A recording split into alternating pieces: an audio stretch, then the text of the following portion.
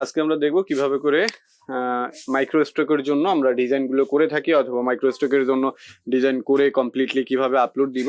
এরকম একটা ডিজাইন করতে গেলে আমাদের যে যে কাজগুলো করতে হবে বা যেরকম করে করতে হবে আমি সেই কাজগুলোই করছি এখন। হ্যাঁ, আমি সবগুলো লেয়ার একদম বন্ধ করে দিলাম, লেয়ারের চোখ। প্রথমত আমরা কি করব, প্রথমত আমরা একটা ক্রিয়েট নিউ লেয়ার নিলাম। নিউ লেয়ার নিয়ে এখানে একটা কালার দিলাম। আপনি চাইলে হোয়াইট কালারও রাখতে পারেন বা ব্ল্যাক কালারও রাখতে পারেন, অথবা আপনার যদি মনে হয় আপনি ডিফারেন্ট কোনো কালার দিবেন সেক্ষেত্রে আপনি ডিফারেন্ট কালারও ব্যবহার করতে পারেন। সেক্ষেত্রে এখন আমি যেই কাজটা করব, প্রথমত এটার উপরে আমি একটা গ্রেডিয়েন্ট কালার অ্যাপ্লাই করব। আমি ডাবল ক্লিক করলাম, ক্লিক করে গ্রেডিয়েন্ট কালারে চলে আসলাম। চলে এসে আমার এখানে কিছু গ্রেডিয়েন্ট কালার আমি যেগুলো থেকে কাজ করেছি সেই গ্রেডিয়েন্ট কালারগুলো দিব, অথবা আপনার যদি মনে হয় যে না আমি সেগুলো দিব না, আমি ডিফারেন্ট কোনো কালার অ্যাপ্লাই করব। যেমন এখানে আমাদের যে কালারটা দেয়া ছিল, আমি একটু আপনাদেরকে দেখাই। যদি আপনার মনে হয় যে আপনি ডিফারেন্ট কোনো কালার অ্যাপ্লাই করবেন বা ডিফারেন্ট কোনো কালার দিবেন, সেক্ষেত্রে আপনারা সেই কালারটাও দিতে পারেন। এই জন্য আপনাদেরকে কি করতে হবে, প্রথমত আমাকে কালারটা দিতে হলে আমি যে কাজটা করব, এখানে এসে গ্রেডিয়েন্ট কালারের উপর থেকে এই যে গ্রেডিয়েন্ট ওভারলে থেকে মাল্টিপালটা অবশ্যই আমরা দিয়ে নিব, অথবা আপনি নর্মাল রেখে কাজ করতে চাইলে সে নর্মালটাও করে দিতে পারবেন, কোনো সমস্যা নেই। এখান থেকে আমি লিনিয়ারের উপরে কাজ করব। রেডিয়াল আছে, রেডিয়াল দিলে আমার এটা সেন্টার পজিশনে থাকবে। এরপর আমার যদি লিনিয়ার দিই আমি যে কোনো দিকে ওকে মুভ করতে পারবো। এই যে দেখুন, আমি এদিক থেকে চাইলে এদিকেও নিতে পারবো, আবার যদি মনে হয় যে না এদিক থেকে এদিকে নিব আমি সেটাও নিতে পারবো। এখন আমি চাচ্ছি যে যেরকম আছে সেরকমই আপনাদেরকে ওভারঅল একটা ডিজাইন তৈরি করে দেখানোর জন্য আমি এখানে 0 ডিগ্রি রাখলাম। রাখার পরে এখান থেকে আপনারা গ্রেডিয়েন্টটা কিভাবে সেট করবেন, যদি আপনার মনে হয় যে গ্রেডিয়েন্ট কালারটা আপনার চেঞ্জ করবেন বা কিছু, সেক্ষেত্রে এখানে এসে ডাবল ক্লিক করবেন। ডাবল ক্লিক করলে আপনার স্ক্রলটা এরকম একটা pop up menu bar open হবে। ওপেন হওয়ার পরে এখানে এই একটা দেখতে পাচ্ছেন আপনারা, আর এখানে একটা দেখতে পাচ্ছেন কালার বার। সো সেক্ষেত্রে আমরা যেভাবে করে কাজ করব, এখানে যদি একটা প্রেস করি, প্রেস করলে এই যে কালারটা দেখতে পাচ্ছেন, আমি এখান থেকে কালারটা যেদিকে নিব ও সেদিকেই কিন্তু এই কালারটা মুভমেন্ট হবে বা সেই কালারটাই আপনাকে দিবে। আমাদের আগে যেই কালারটা ছিল সেই কালারটাই আমি রেখে কাজ করব। ওকে, সো আমি আগের কালারটাই এখানে রেখে দিলাম। আমাদের ব্যাকগ্রাউন্ডে যে কালারটা দরকার আমি সেই কালারটা এখান থেকে ডাবল ক্লিক করে, অথবা আপনি এখান থেকে এসে আপনি যদি ব্লেন্ড মুড করে দেন সেখান থেকেও কিন্তু আপনি পাবেন। সেক্ষেত্রে আপনাকে কি করতে হবে দেখেন, আপনি যখনই একটা কাজ করবেন ব্লেন্ডিং অপশনের ভিতর থেকে এসে ওখানে ডাবল ক্লিক করলেও পাবেন, অথবা ব্লেন্ডিং অপশনের ভিতর থেকে এসে তাও আপনি দিতে পারবেন। আমি জাস্ট কালারটা দিলাম। এখন কালারটা দেওয়ার পরে আমাকে কি কি করতে হবে, আমার এখানে টেক্সট আছে, বাটন আছে, কন্টাক্ট ইনফো আছে, লোগো আছে, সেল ট্যাগ আছে, এরপর হোম ফিচার আছে। দেখুন আমি যদি আগের চোখগুলো আবার একটু ওপেন করে নেই, দেখুন আমার কি কি আছে এখানে। আমার যে লোগোটা ছিল, তারপর হচ্ছে টেক্সটটা ছিল, এরপরে হচ্ছে গিয়ে এগুলো কি একদম সাধারণ একটা জিনিস। সেক্ষেত্রে আপনাকে কিছু ফন্ট সিলেক্ট করে নিতে হবে। আপনারা ফন্ট কোথা থেকে পাবেন, এটা আমাদের পেজ। আপনারা ফন্ট পাবেন কোথা থেকে, আপনি জাস্ট এখানে আসবেন, দা ফন্ট লিখবেন, dafont.com। ওকে, মানে dafont.com থেকে এখান থেকে আমরা ফন্ট নিতে পারবো। দেখুন এখানে কিন্তু ভ্যারাইটিস রকমের ফন্ট আসতেছে, মিক্স ফন্ট আসতেছে। সেক্ষেত্রে আপনারা এখান থেকে ওল্ড স্কুলের যে ফন্ট আছে এটা একটু বোল্ড টাইপের, ওল্ড স্কুলের ফন্টটা আপনি এখান থেকে খুঁজে খুঁজে আপনাকে ফন্টগুলো চুজ করতে হবে। সেক্ষেত্রে ওল্ড স্কুলের ফন্ট থেকেও আপনি চাইলে নিতে পারবেন। ওকে, দেখেন এখানে আমরা যে ওল্ড স্কুলের ফন্টগুলোকে ব্যবহার করেও দিতে পারবো। আচ্ছা, গেল এই পর্যন্ত। এখন আমাদের ফন্টের এটা শেষ। ফন্টের উপরে আমি এখানে ওরকম কোনো কাজই করিনি, জাস্ট হচ্ছে কি কালারটাকে হোয়াইট করে দিছি, আর কিছুই আমি করিনি। জাস্ট এগুলোর চোখগুলো আবার আমি বন্ধ করে দিলাম। ওকে, এখন আমাকে কি করতে হবে, ব্যাকগ্রাউন্ডে আমি একটা ইমেজ ব্যবহার করেছি। তো ইমেজ ব্যবহার করার আগে আমরা যে এখানে যে ইফেক্টটা সাধারণত ব্যবহার করি, এই যে ইফেক্টটা আছে, টেক্সচার নামে যে ইফেক্টটা আছে, এই টেক্সচার আপনারা কোথায় পাবেন দেখেন। এই টেক্সচারগুলো খুবই ইজি। আপনি যদি এখানে পোস্টার টেক্সচারটা যেটা আছে, আমি এই যে পোস্টার টেক্সচার কপি করলাম, কপি করে এখান থেকে আমরা চলে আসলাম ফ্রি পিকের ভিতরে। ওকে, আমি এখানে ফ্রি পিকের ভিতরে আসলাম, এসে এখানে পেস্ট করলাম।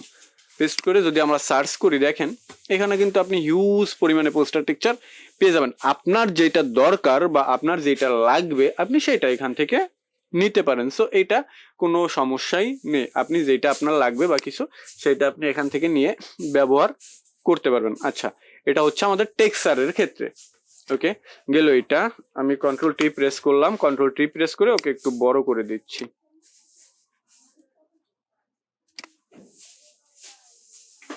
ওকে,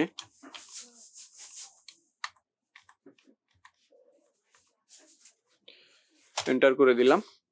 ওকে, আমার টেক্সচার বসানোর কাজটা শেষ। এরপর আমার যদি অপাসিটি কমানো বাড়ানোর দরকার হয় সেক্ষেত্রে আমি কমাবো বা বাড়াবো। এখন আমি এখানে দেখুন এই যে ইমেজটা আমি আগে থেকেই কাজ করে রেখে ডাউনলোড করে রেখে দিছি। ইমেজটাকে আমি অপাসিটি কমায় রাখছি জাস্ট, আর কিন্তু কিছুই করি না। এই যে এখানে 100% অপাসিটি দেওয়া আছে, আমি এই ইমেজটাকে এখানে নিয়ে আসলাম, এদিকটায় নিয়ে আসলাম। ওকে, আমি ইমেজটাকে নিয়ে এসে কন্ট্রোল টি ফর ট্রান্সফর্ম, আমি ওকে আমার সাইজ অনুসারে বড় ছোট করে দিচ্ছি। আমার যতটুকু দরকার হবে ততটুকু আমি বড় করে দিব, যতটুকু দরকার না হবে ততটুকু আমি।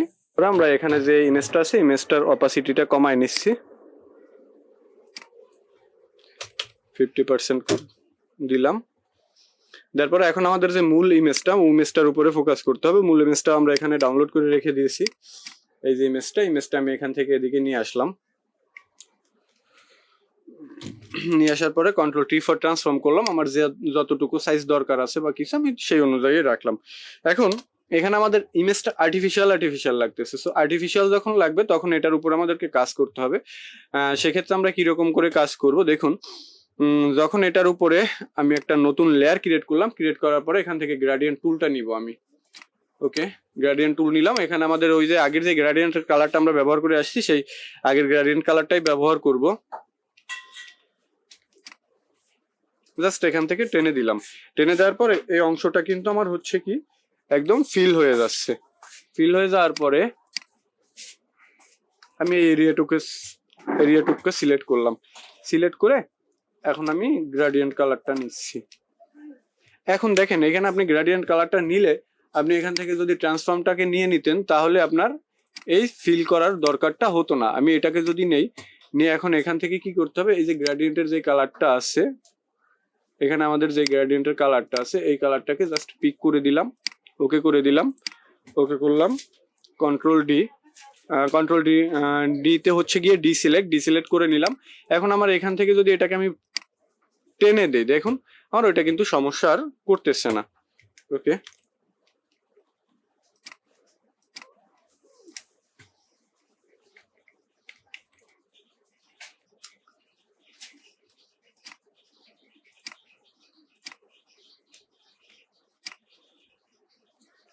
আমি এতটুকু টেনে দিলাম, আমার যতটুকু দরকার ঠিক আমি ততটুকু টেনে দিলাম। টেনে দেওয়ার পরে এখন আমাকে কি করতে হবে, এখন আমার এখানে যে রাইটিং গুলো আমি ব্যবহার করবো রাইটিং গুলো দিতে হবে। জাস্ট রাইটিং গুলো আগের মতোই আমরা বসাবো বা লিখবো, আমাদের আগের ক্লাসে যেগুলো আমরা দেখে আসছি সেগুলো। আমি টেক্সটের যে এটা আছে লাক্সারি হোম ফর সেল, এটাকে আমি চোখটাকে ওপেন করে দিলাম। দেন বাটনের চোখটাও আমি ওপেন করে দিলাম। এখানে যে বাটনটা আমাদের ছিল কন্ট্যাক্ট ইনফরমেশনটা ওপেন করে দিলাম। এই যে আমাদের কন্ট্যাক্ট ইনফরমেশন চলে আসছে। দেন আমি লোগোটা দিলাম। দেখুন এখন আমি এগুলো দেওয়ার পরে আমাকে যে কাজটা করতে হবে, এই যে আমাদের সেলট্যাগের উপর আমি একটু কাজ করছি, সেটা হচ্ছে গিয়ে শ্যাডো ব্যবহার করছি। শ্যাডোটা আমি দেখাই দিচ্ছি। হোম ফার্নিচার যে ফিচার গুলো আছে সেগুলো আমি ব্যবহার করে দিলাম। আচ্ছা, এখন আমাদের এখানে আমরা কি করবো, একটা রেক্ট্যাঙ্গেল টুল নিব। জাস্ট রেক্ট্যাঙ্গেল টুলটা নিয়ে এখান থেকে আমি টেনে দিলাম। টেনে দেওয়ার পরে কালারটাকে আপনি হোয়াইট করে দিবেন। কালারটাকে আমি এখান থেকে হোয়াইট করে দিলাম। আমি এখান থেকে ড্রাফট শ্যাডো ব্যবহার করতেছি।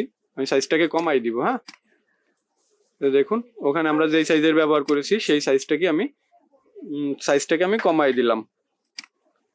ওকে,